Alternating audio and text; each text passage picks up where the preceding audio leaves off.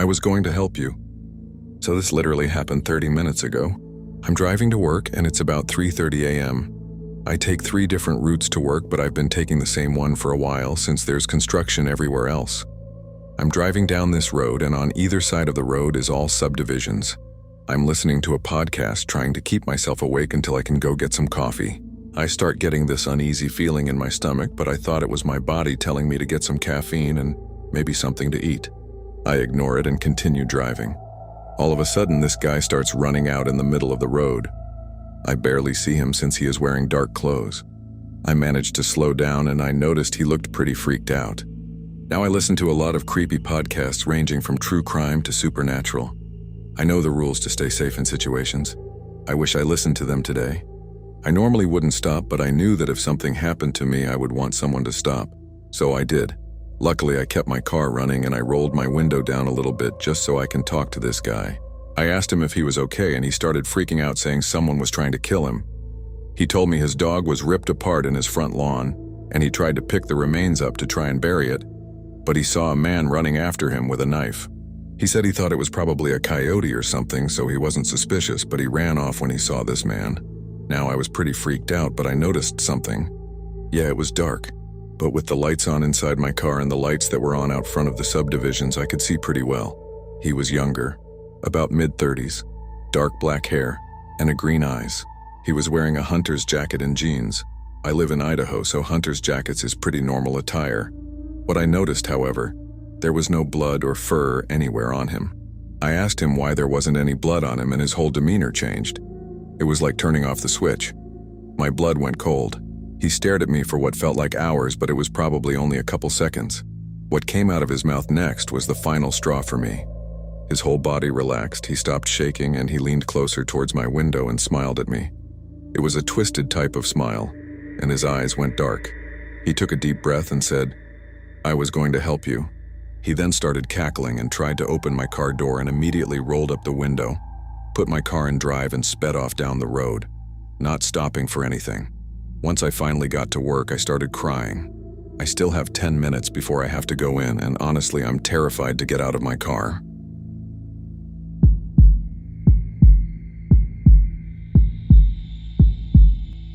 My dad almost sacrificed himself for me. This memory of mine begins about 3 years ago when I graduated high school. I had grown up with my grandparents but decided to move to a different and much larger city to live with my dad for the first time in 12 years. I somewhat knew the city already because I spent my summers with him, but this would be the first time I would have the freedom of an adult, to come and go as I pleased, drive my car anywhere, smoke cigarettes whenever I wanted. I was excited, though sad to leave all my friends. As soon as I was settled in, my dad and stepmom sat me down to discuss the few rules and what I needed to know about the complex. Basic things like, go wherever you want, but let us know when you leave and when you're coming back, even if it's 2 a.m. Oh, and you'll have to park on the street because the apartment complex has limited parking. One more thing, there's the neighborhood creep. This guy, George, was well known to all the women in the complex as well as the police that patrolled the area. He was tall and fairly huge, very intimidating looking. My parents were pretty certain that he would leave me alone for one reason: my dad. Though George had a habit of stalking other women in the complex, he would stop and find a new target if they had a man make a show of being in their place. A brother, a lover, or a father. It didn't matter what he was to the woman or what he looked like. George would back off immediately. Since I lived with my dad, who is also quite tall and rather big, intimidating, I felt also confident that I would be all right. And I was, for a time. It started about 6 months after I moved in. My stepmom and dad were fighting a lot more until she got up and left him. One night I was sitting on my porch having a cigarette and browsing Facebook or whatever. I wish I could say that I felt like I was being watched, but I probably just looked up because I felt a bug or something. George was standing about 15 feet away, a little bit behind a tree, staring intently at me. I nearly dropped my cigarette. Shakily, I stubbed it out and went inside. I was home alone, so I made sure to lock all my doors and then played a video game in my room. I told myself that I was probably just paranoid. The next morning, I got up for my morning cigarette and coffee. Lo and behold, minutes after I got onto my porch, George came ambling out of his apartment to look my way. I sucked down my cigarette and went back inside. This pattern continued for a couple weeks. It was like George stood at his sliding glass door peeking out, waiting to see when I would pop out. I told my dad about it, and he tried to sit with me whenever I went to smoke. If he came with me, George wouldn't even peep a head out of his door. Of course, the other women in the complex have already tried to call police about George, but he lives in the complex and staring isn't a crime, so there wasn't much they could do. I didn't know how far George had taken it with other women before. With that info in my mind, I knew calling wouldn't be much use. Things slowly escalated. Once my stepmom left, I had access to her parking spot, so I had 3 ways to get from my car to my apartment depending on how I parked. One of the ways went just past George's apartment, about 5 feet from his door. Since I got off work late most nights, I avoided that route as much as possible. Slowly but surely, like he memorized my schedule, he would be on one of the paths when I was coming home. Not directly on the concrete, but a few feet away on the grass, behind a tree. It was like he thought I couldn't see him. Picture a child hiding very terribly behind a tree. You can see 90% of their body, and you know that they are there. That's how he would do it. I would rush past him, avoid eye contact, but prepare to scream if I heard him come after me. I started to carry my keys between my fingertips. I bought a pocket knife, and I would walk from my car with it halfway open already, even though I've never been in any kind of fight in my life. Around this time, I believe my mom was trying to find me free self-defense classes, since I couldn't afford anything on my tight budget. My dad was steadily getting more and more pissed off as George edged closer and closer to escalating as the days went by. It went from November to May. If my dad wasn't home, I would lock my bedroom door and keep my knife under my pillow. I would Skype all night with my boyfriend just so someone could call 911 for me if need be. I put a bunch of flower pots in front of my bedroom window so no one could get in silently. LOL. I started sitting on the floor of my porch below the wall out of sight to smoke, but angled so I could see him if he walked up to it. Nightmares of being kidnapped or raped or murdered started to invade my sleep every night. Then one day my neighbor Shell was gossiping to me. "Did you hear about George?" "No." "He got arrested last night. In the complex parking lot there's a big sort of electrical power box. It stands about waist height and is perhaps 2 or 3 feet wide. About 10 minutes before I was supposed to come home and park right in front of it, some lady with her kid walking by and saw George sitting on the box masturbating. Was he waiting there for me? Jerking off to the thought of me seeing him? Ugh, the thought makes me want to puke and scares me all at the same time. I was relieved for a few days of my stress, but it was only a few days that he was gone.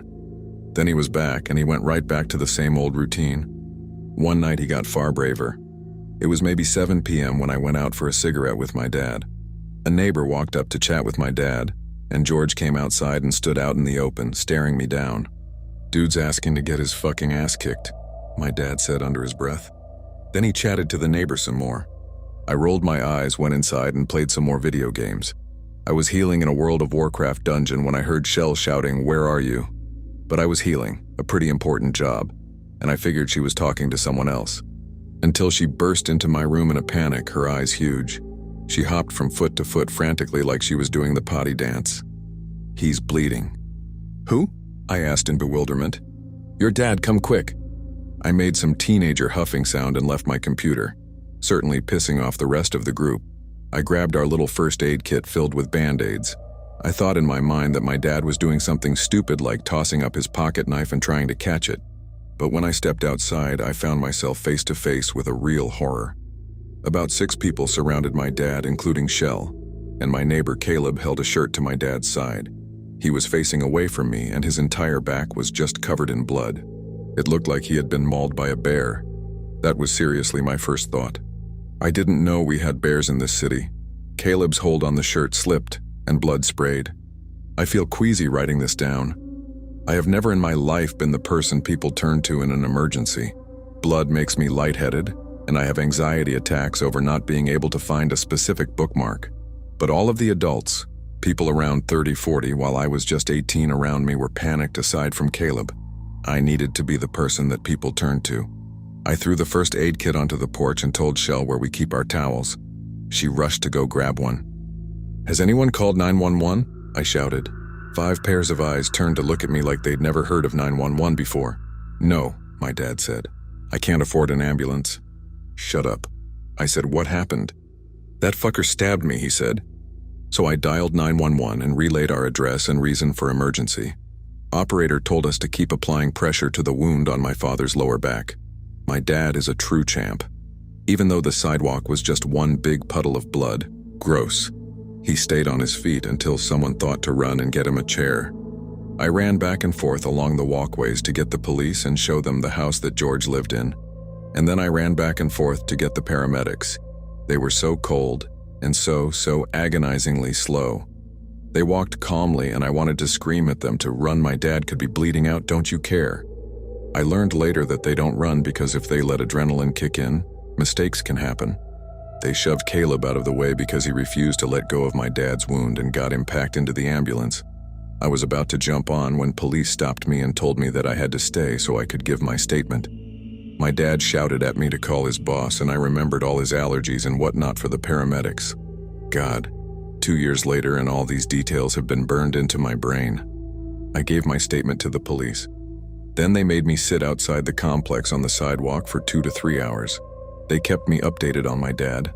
Once I had called his boss, my boss, and answered my stepmom's message, that's when I allowed myself to break down. It felt like I cried for forever. One of the cops was nice enough to go into my house and grab my cigarettes and a bottle of water for me.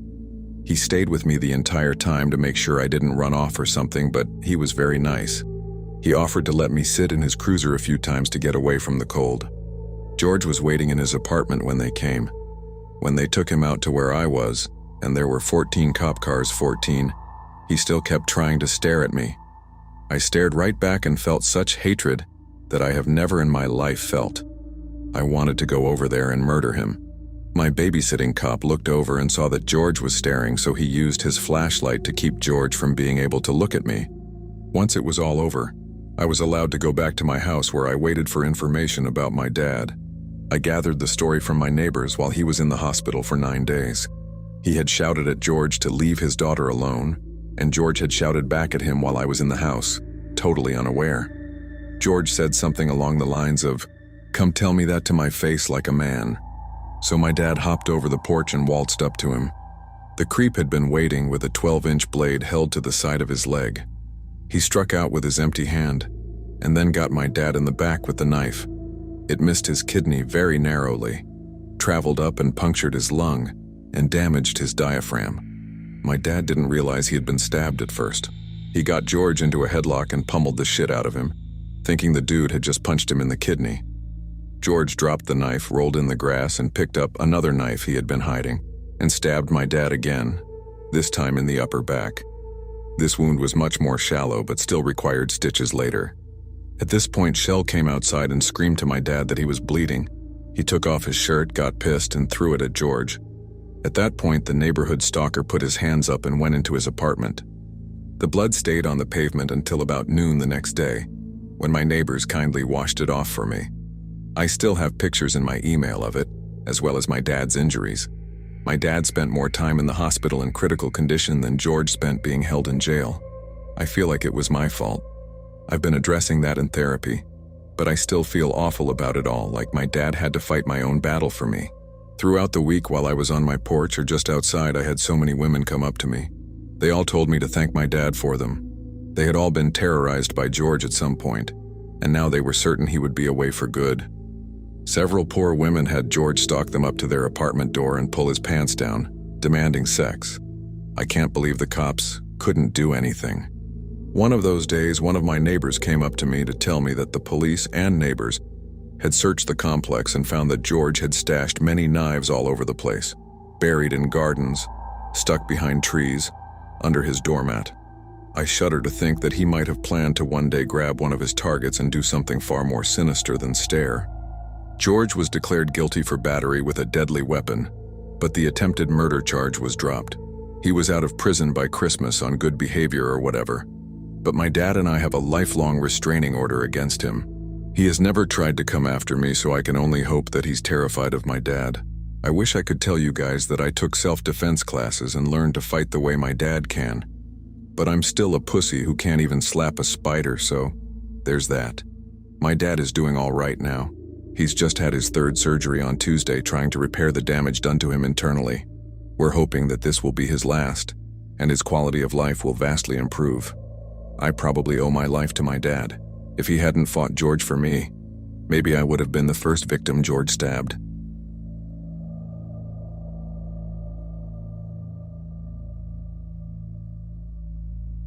I thought I was going to die in a strip club.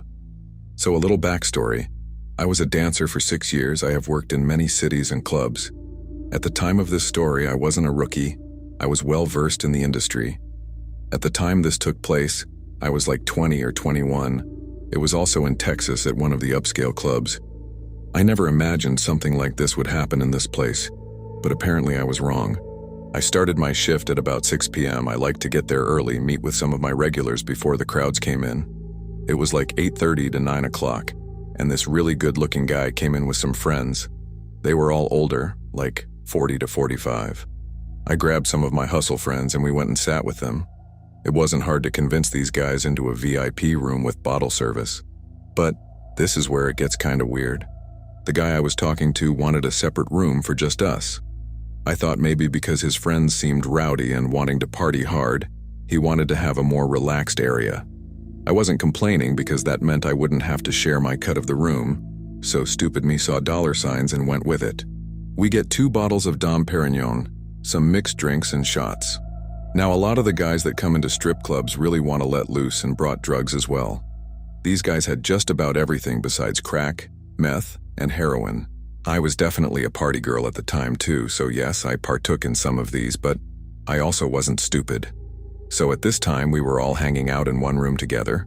I took a little hit of coke of the back of my hand and continued drinking. After we were all hyped up and ready to party, my guy pulled me into the other room. This guy was like 6'4", obviously worked out a lot and was attractive. I, on the other hand, without my heels, was 5'6" and like 120. I sat down in his lap. I started talking to him and laying down my moves to get him to empty his wallet, basically. We were having really good conversation, and my bouncers were really good about checking up on the girls in the rooms because they are pretty secluded on the second floor. After about 20 minutes of talking, something snapped, and all of a sudden he literally puts his hand around my neck, lifted me up and slammed me against the back of the couch. The couch backs were tall and padded so it wouldn't have been heard on the other side, plus with all the music. I was literally frozen in fear. After almost 3 years of dancing, I had never been in this situation. He started calling me names, spit in my face, and his grip on my neck would get tighter when he would feel me take a deep breath like I was going to scream. Luckily, there were also VIP rooms across the large overlook, and a bouncer noticed me kicking and flailing. I faintly remember like all of the bouncers running into the room, they had to pry me out of his hands.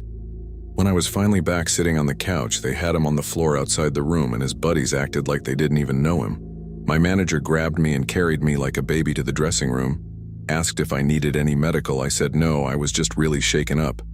His buddies talked to my manager and basically gave me guilt money for that happening. Apparently he was going through a shitty divorce and just snapped on me instead of his ex.